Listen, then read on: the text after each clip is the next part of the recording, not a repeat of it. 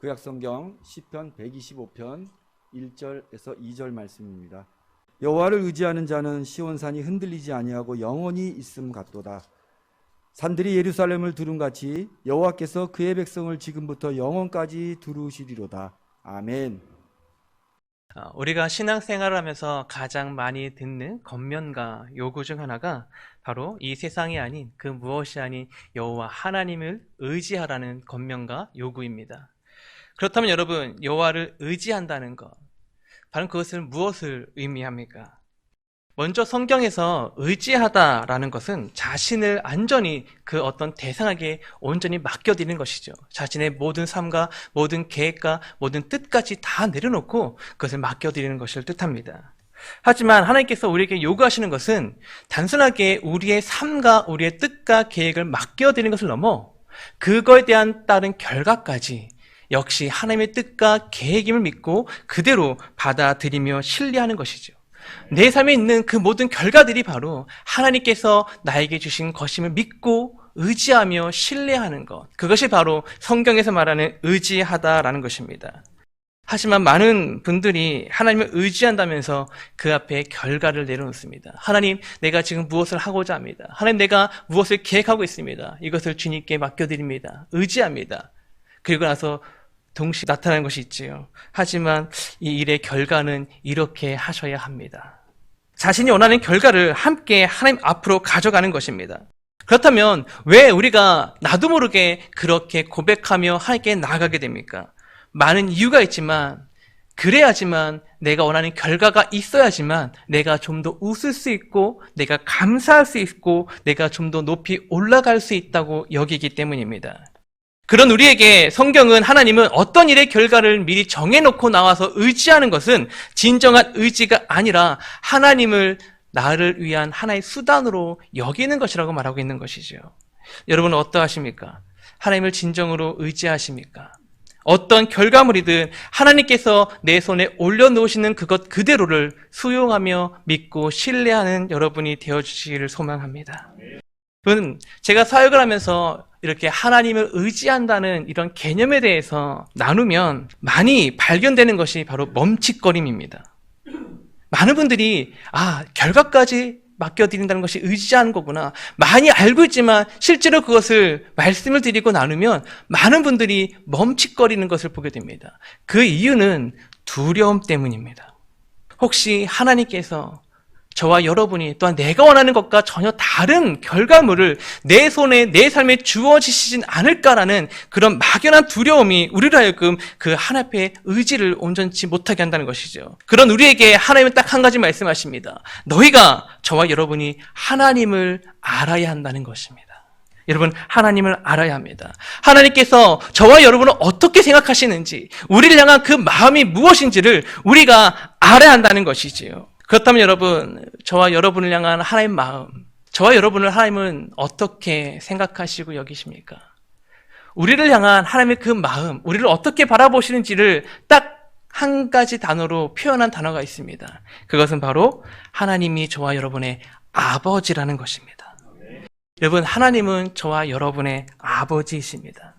그래서 저와 여러분을 사랑하시되 끝까지 사랑하시는 것이지요. 더욱이 여러분, 하나님을 아버지라 부르는 것, 저와 여러분이 원했기 때문에, 요구했기 때문이 아닙니다. 하나님께서 먼저 저와 여러분을 자녀라 말씀하시고, 나의 딸이다, 나의 아들이라 말씀하시고, 친히 우리를 하여금 하나님을 아빠, 아버지라 부르게 하신 것이죠.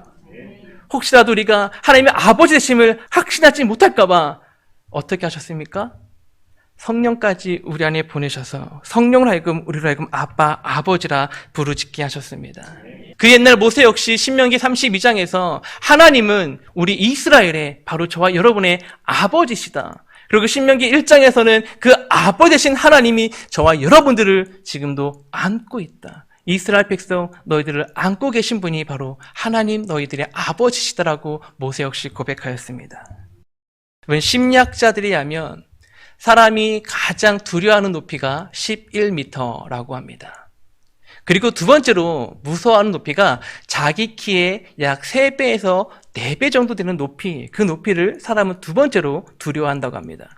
그런데 여러분, 갓난아기들이 엄마 아빠 품에 안길 때 그 높이가 바로 인간이 가장 두 번째로 느끼는 3배에서 4배의 그 높이입니다. 그런데 여러분, 그럼에도 갓난아기들 엄마 아빠 품에 안겨서 두려워하지 않습니다. 오히려 어떻게 합니까? 평안을 누리고 심지어 잠까지 청하여 잠에 듭니다. 지금껏 저는 갓난아기들이 엄마 아빠 품에 안겨서 두려워하는 모습을 본 적이 없습니다. 막 자신을 안을 때 밑에를 쳐다보면서 오 하면서 떠는 모습 저는 한 번도 본 적이 없습니다. 아니죠. 여러분, 우리 아이들은 말씀드린 것처럼 엄마 아빠 품에 안기는 것을 사모하죠. 그 안에서 완전한 평안을 누리고 심지어 미소까지 지어지는 것이 갓난아기들입니다. 여러분, 심리학자들은 아기들이 그렇게 편함을 갖는 이유가 엄마 아빠의 그 심장 소리 때문이라고 합니다. 자기를 향해, 자기를 안겼을 때 자신을 향해 들려오는 그 엄마 아빠의 심장소리를 통해서 자신을 향한 사랑을 느낀다는 것이지요. 그런데 여러분, 하나님은 저와 여러분에게 그 심장 소리가 아니라 그 심장을 꺼내셔서 십자가에서 터뜨려 버리셨습니다. 그 누구도 저와 여러분을 향한 그 사랑을 부인할 수 없도록, 그 누구도 그 어떤 존재도 우리를 향한 그 사랑을, 아버지 되신 그 사랑을 흔들 수 없도록 하나님은 자신의 심장 되신 예수 그리스도를 십자가에서 터뜨려 버리셨습니다. 그렇기 때문에 우리가 하나님을 온전히 의지할 수 있는 줄로 믿습니다. 때때로 내가 생각하는 것과 전혀 다른 것들을 내 손에 올려놓으실지라도, 내 삶의 결과물들로 주실지라도 그 앞에서 우리가 원망을 표하는 것이 아니라 그건 역시 하나님의 뜻이라면 겸을 받아들이며 그것을 기뻐하는 자, 또한 분명 먼 훗날 그때를 당시 뒤돌아보면 그것이 가장 나에게 최선의 것이었구나, 그렇게 깨닫는 날이 반드시 올 것입니다. 그것을 신뢰하며 나가는 저와 여러분이 되어지기를 소망합니다.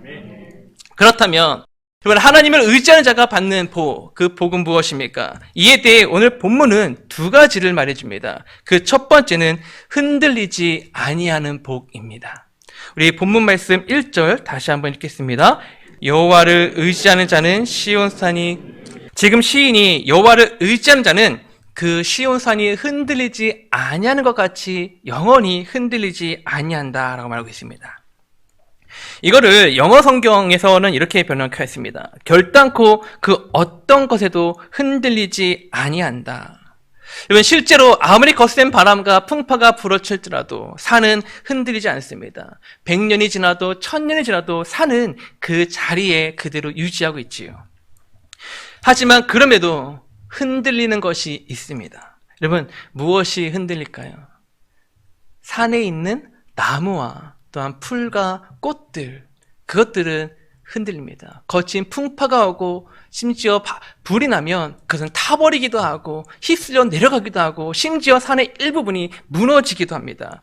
그래서 청교도들은 이 본문의 말씀을 묵상하면서 이 땅의 시험과 위협으로 인해 하나님의 백성된 우리 성도들의 삶의 일부분이 흔들리고 심지어 우리의 비전과 꿈이 무너지는 것 같이 느껴질지라도 결단코 하나님의 산 시온산이 흔들리지 아니하는 것처럼 우리 백성들은 영원할 것이다 라고 말하고 있습니다. 완전히 무너지거나 쓰러지지 아니한다는 것이지요. 여러분, 홍수가 불이 아무리 산 위에 있는 나무와 풀들을 휩쓸어 갈지라도, 심지어 산 위에 있는 아름다운 새와 동물들을 몰아낼지라도 그들은 다시금 산으로 돌아오게 되어 있습니다. 산은 다시금 나무와 풀을 내고 아름다운 꽃을 내고, 그리고 그 생명을 이끌려 많은 동물들과 새들은 다시 산으로 모여들게 된다는 것이지요. 이것이 바로 산이 갖고 있는 생명력, 그 생명의 힘입니다. 그런데 여러분, 저와 여러분, 저 산이 도저히 가질 수 없는, 이 세상에 택함받지 못한 자들은 도저히 맛볼 수도 없는 하늘의 생명을 소유한 자들인 줄 믿습니다. 그러기에 내 삶의 상황들이 때때로 나의 삶을 무너뜨리는 것 같이 느껴질지라도, 나의 꿈과 비전을 비웃고 나로 하여금 네가 할 수 없다라는 그런 거짓말들로 우리를 유혹하고 무너뜨리려 할지라도 결단코 우리는 흔들리지 않습니다. 저와 여러분 안에 있는 그 십자가 놀라운 생명이 저와 여러분의 삶을 보호하고 이끌어주며 언제나 함께하기 때문인 줄로 믿습니다. 원하는 것은 그 생명력이, 우리 주님의 그 생명이 우리 삶의 풍성한 열매들로 맺어지는 그 날을, 그 그 영광들을 보게 되는 우리의 삶이 되기를 소망합니다. 창세기 49장 22절, 24절 보면 요셉을 향한 야곱의 축복이 나옵니다. 우리 다 같이 말씀 보겠습니다. 요셉은 무성한 가지 곧 샘 곁에 무성한 가지라. 그 가지가 담을 넘어도다. 활 쏘는 자가 그를 학대하며 적게 심을 가지고 그를 쏘았으나 요셉의 활은 도리어 굳세며 그의 팔은 힘이 있으니 자의 손을 힘 입으니라. 지금 죽음을 앞둔 야곱이 요셉을 축복합니다. 그런데 23절을 보니까 활 쏘는 자가 그를 학대하며 적게 심을 가지고 그를 쏘았다라고 말하고 있습니다. 이것을 원문을 그대로 지역하면 활 쏘는 자들이 요셉을 조롱하고 쏘며 그를 잡기 위해 덫을 놓았다라고 합니다. 그런데 그럼에도 불구하고 24절에서 요셉의 활은 어떻게 됩니까? 도리어 굳세며 그 팔은 힘이 있었다라고 하죠. 이거를 다른 번역본에서는 이렇게 말했습니다. 그럼에도 요셉의 활은 회복되었으며 민첩하게, 즉 그 모든 상황에 맞게 행할 수 있는 능력을 가졌다라는 것이죠. 요셉을 흔들리기에 활 쏘는 자 사탄이 많은 유혹과 시험들로 요셉의 삶을 공격하였습니다. 그리고 흔들었습니다. 때때로 모든 삶을 봤을 때 이제 무너졌다 여기까지 만들었지요. 하지만 그 가운데서도 요셉의 활은 회복되었다. 회복되었을 뿐만 아니라 각 상황에 맞게 요셉이 해야 될 일을 할 수 있었다라고 말하고 있습니다. 그렇다면 여러분, 요셉의 삶을 보았을 때 그가 모든 환난 앞에서 행했던 것이 무엇입니까? 유혹 앞에서 그가 바라봤던 것, 그가 행했던 것은 무엇입니까? 여호와 하나님을 바라보는 것이죠. 여전히 나와 함께 하시는 그 하나님을 바라보고 나아가는 것이었습니다.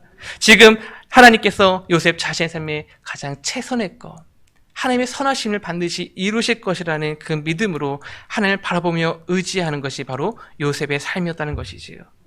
요셉 자체를 흔들었던 많은 유혹과 시험이 있었지만 결국 요셉 자체를, 요셉을 향한 하나님의 놀라운 계획과 뜻은 결단코 무너뜨릴 수가 없었다는 것입니다. 그래서 야곱이 요셉을 축복하며 요셉의 삶이 이스라엘의 반석이신 목자의 손을 힘입었다라고 말하고 있지요. 무엇합니까? 요셉이 흔들 때마다, 넘어질 때마다 이스라엘의 목자 되신 여호와 하나님이 그 손으로 요셉을 붙들어 주었다는 것이지요. 하나님께서 요셉을 붙들어 주었기 때문에 요셉 역시 하나님을 붙들고 나아갈 수 있었다는 것입니다. 그 결과 요셉의 삶을 샘 곁에 무성한 가지와 같게 만들어줬다라고 말하고 있죠. 여러분, 샘 곁에 무성한 가지가 무엇을 넘었다고 야곱은 말하고 있습니까? 담을 넘었다. 그러면 이것이 무엇을 뜻할까요? 이에 대해서 여러분 청교도들, 또 많은 학자들은 이렇게 말합니다. 여기서 말한 가지는 영향력, 요셉이 가졌던 영향력이다. 그리고 그 담은 요셉의 삶을 가로막고 방해물이 됐던 역경과 환난들을 가리킨다라고 말하고 있습니다. 그러기에 요셉, 그 담이, 가지가 담을 넘었다는 것은 요셉이 가진 그 영향력이 자신을 무너뜨렸던 유혹과 환난을 오히려 덮고 넘어가서 그 세상을 향해, 그 사람들을 향해 요셉의 영향력이 뻗쳐 나갔음을 뜻하는 것이지요. 그런데 요셉의 영향력이 이렇게 뻗쳐 나갈 수 있었던 이유를 야곱은 요셉의 삶을 붙들어 주신 여호와의 그 손이 요셉에게 또한 생명의 샘이 되어 주셨기 때문임을 야곱은 말하고 있는 것입니다. 요셉의 심령이 시험과 환난들로 인해서 흔들리다 못해 메말라 갈 때마다 하나님께서 그 요셉의 생명의 샘이 되어 주신 것입니다. 여러분, 우리 주님께서 그런데 말씀하시지요. 요셉이 가졌던 그 생명의 샘을 우리 역시 가졌다. 우린 가진 것이 아니라 너희 속에 소유하고 있다라고 요한복음 7장에서 말씀하십니다. 요한복음 7장에서 그렇게 말씀하십니다. 너희 속에 영원한 생명수가 되신 성령이 너희 속에 계시다. 아멘. 여러분, 그렇게 소망하는 것은 우리 안에 계신 생명의 샘 되신 주의 성령께서 우리 삶에 하나님께서 원하시는 아름다운 열매들을 맺을 수 있는 영원한 생명으로 우리를 채워주시는 것입니다. 그 은혜가 있길 소망합니다. 그로 말미암아 하나님께서 우리 삶에 주시고자 하신 그 놀라운 영향력들이 우리 삶에 뻗쳐나가는 역사가 있기를 소망합니다. 어르신들에게는 다음 세대들이 가져야 할 삶의 지혜에 생명을 불어 넣어주시는 영향력이 있기를 소망합니다. 부모님들에게는 우리 자녀들에게 꿈과 비전에 활력을 놓고 그것을 꿈꿀 수 있는 생명을 불어넣을 수 있는 영향력이 있기를 소망합니다. 또한 우리 청년들과 10대들에게는 요셉과 같이 많은 자들의 생명을 살리는 영향력, 모든 자들에게 꿈과 비전이 되고 모든 자들에게 멘토가 될 수 있는 그런 아름다운 영향력을 끼치는 자들이 되어지기를 소망합니다. 하나님을 의지하는 자가 받는 두 번째 복은 영원히 보호받는 복이라고 말하고 있습니다. 본문 2절 말씀 다 같이 읽겠습니다. 산들이 예루살렘을 두른 것 같이 여호와께서 그의 백성을 지금부터 영원까지 두르시리로다. 아멘. 지금 성전을 오르며 찬양하는 자들이 선포하기를 산들이 예루살렘을 두른 것 같이 여호와께서 그의 백성을 지금부터 영원까지 두르실 것이다 라고 말하고 있습니다. 두르시어 보호하신다는 것이죠. 실제로 예루살렘은 많은 산들에게 둘러싸여 있는 천혜의 요새와 같은 지형을 갖고 있습니다. 이해를 돕기 위해 사진을 준비했습니다. 네, 지금 보시는 것처럼 지금은 예루살렘을 중심으로 오른쪽만 나오겠지요. 그 오른쪽 맨 끝에 잘린 곳이 예루살렘입니다. 그리고 왼쪽 역시 지금 보는 오른쪽 단면과 같이 예루살렘은 많은 지형들 중에서도 높은 지형들 중에서 산들이 있는 곳 가운데서 한 가운데 바로 예루살렘이 있는 것입니다. 두 번째 사진 보여드릴게요. 네, 저렇게 예루살렘은요 주변에 보면 많은 산들이 예루살렘을 보호하고 있는 것이지요. 그렇기 때문에 예루살렘은 천혜의 요새가 되는 것입니다. 실제로 AD 70년 로마의 디도 장군이 예루살렘 성을 침략하기 위해서 왔다가 그 험난한 산 가운데 그 요새와 같이 예루살렘 성을 보호해주고 있는 그 산들 때문에 어쩔 수 없이 예루살렘 성을 돌아가면서 8km가량의 토성을 쌓은 후에야 예루살렘을 공격할 수 있었다라고 기록되어 있습니다. 그런데 여러분, 오늘 본문 시편 125편의 표제가 무엇이라고 기록되어 있습니까? 성전에 올라가며 부르는 노래. 예, 시온이 있는 예루살렘 성전에 올라가며 부르는 노래가 125편의 주제입니다. 여러분 상상해 볼까요? 이스라엘 백성들이 예루살렘 성을 향해 올라갑니다. 그 산을 타고 올라가는 거죠. 올라가면서 하나님께서 바벨론에서 우리를 구원하신 그 은혜들, 또한 그 옛날 출애굽의 은혜들, 자신들을 이끌어 가신 그 은혜들을 묵상하며 나갑니다. 근데 그때 하나님께서 그들의 눈을 뜨게 하십니다. 그리고 예루살렘을 보호하고 있는 그 천안의 그 아름다운 요새들과 같은 웅장한 산들을 보게 하시는 것이죠. 그리고 그들의 마음 말씀하십니다. 예루살렘을 두르고 있는 저 산들과 같이 내가 너희를 지금부터 영원히 두루어 보호할 것이다. 그 확신을 주시는 것이죠. 여러분 마음속에부터 올라오는 그 은혜의 음성, 여러분 마음이 어땠을까? 여러분 중요한 것은 하나님께서 성전에 오르는 그들로 하여금 단순히 예루살렘을 두르고 있는 산들의 그런 웅장함을 보며 감탄케만 할 것이 아니라 그들의 눈을 여셔서 예루살렘 보호하고 있는 그 산들과 같이 내가 너희를 지금부터 영원까지 두루어 보호할 것이다 라는 것을 깨닫게 했다는 것이지요. 여러분 그렇기 때문에 바로 이스라엘 백성들이 성전에 오르며 여호와 하나님을 찬양할 수 있었던 것입니다. 여러분 이것이 여호와를 의지하는 자가 받는 가장 큰 축복이죠. 내 삶을 지금부터 영원까지 두르시는 그 하나님을 보게 하는 것. 내 삶을 위한 하나님의 수많은 도움들과 수많은 방법들이 예비되어 있다는 것. 그것을 보고 확신케 한다는 것. 바로 그것이 가장 큰 축복입니다. 저는 성경을 묵상하고 하나님에 대해 묵상하며 내 삶을 돌아볼 때마다 하나님께 방법이 많다는 사실을 느낄 때마다 큰 안위와 위로를 얻습니다. 여러분 하나님은 방법이 많으십니다. 우리가 생각하지도 못한 것들로 저와 여러분을 도우시고 이끄시며 둘러 주실 줄로 믿습니다. 더욱이 코로나를 지내는 지금 이 시간들이 있기에 더욱 이 은혜가 우리에게 필요한 줄로 믿습니다. 최근 코로나가 이제 4차 대유행이라고 말하죠. 그 유행이 올지도 모르겠다라고 계속 염려하고 있습니다. 그런데 그러한 유행할 조짐이 보이자 전국 각 지방 자치단체들이 자살 예방 정책을 강화한다고 발표를 했습니다.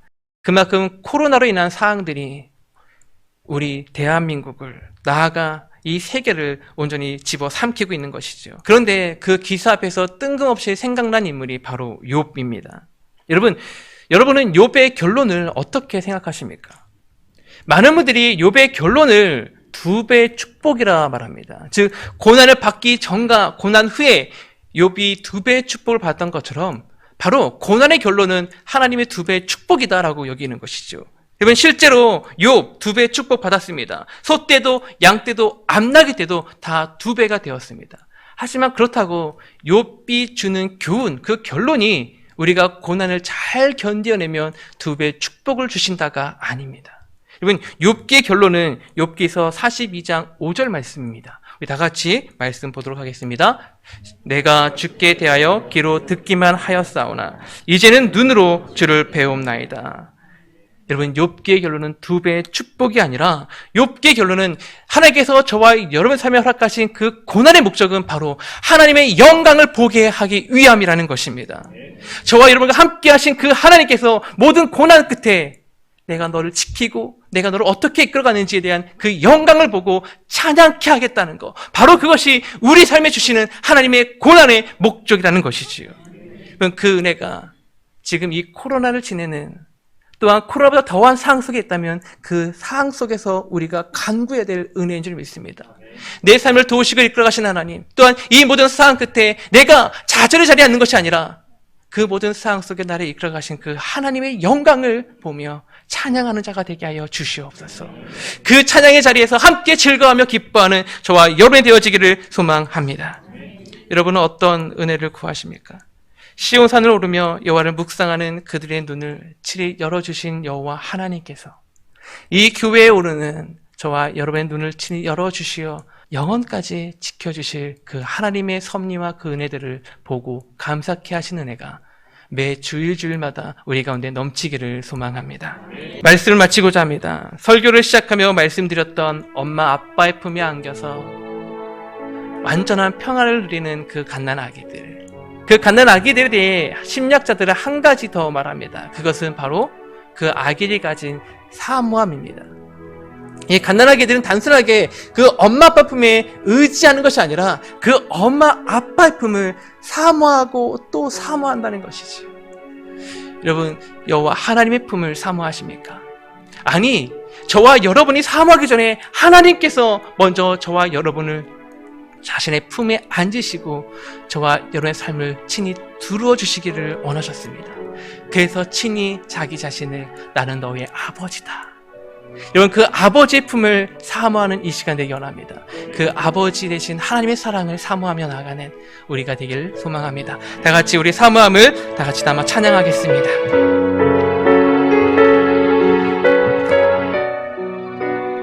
하나님의 사랑을 사모하는 자,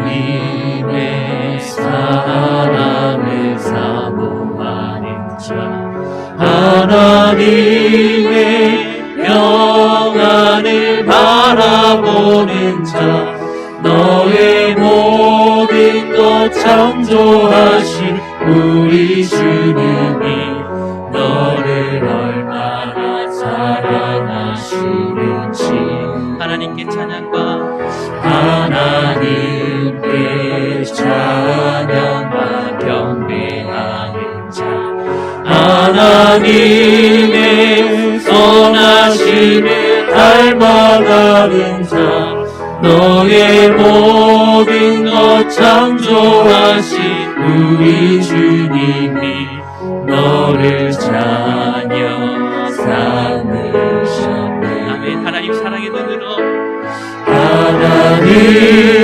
사랑의 눈으로 너를 어느 때나 바라보시고, 하나님은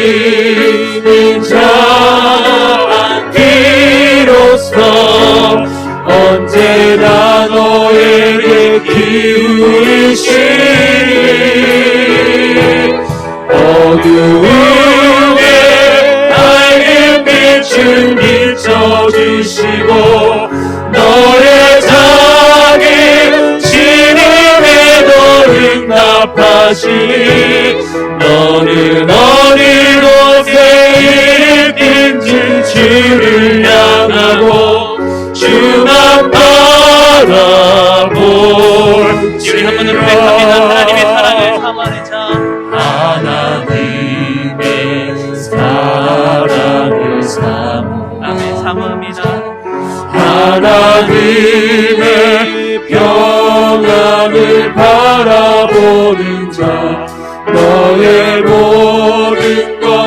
창조하신 우리 주님이 너를 얼마나 사랑하시는지 하나님께 찬양과 하나님의 찬양과 경배하는 자 하나님의 선하심을 닮아가는 자 너의 모든 것 창조하신 우리 주님이 너를 자녀 삼으셨네 하나님 사랑의 눈으로 하나님 사랑의 눈으로 너를 어느 때나 바라보시고 하나님인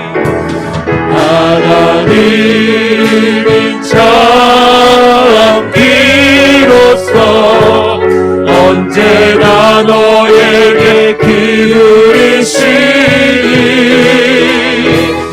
어두움에 밝은 빛을 비춰주시고 너의 삶이 신임에도 응답하시니 너는 어디 곳에 있는지 주를 향하고 주만 바라보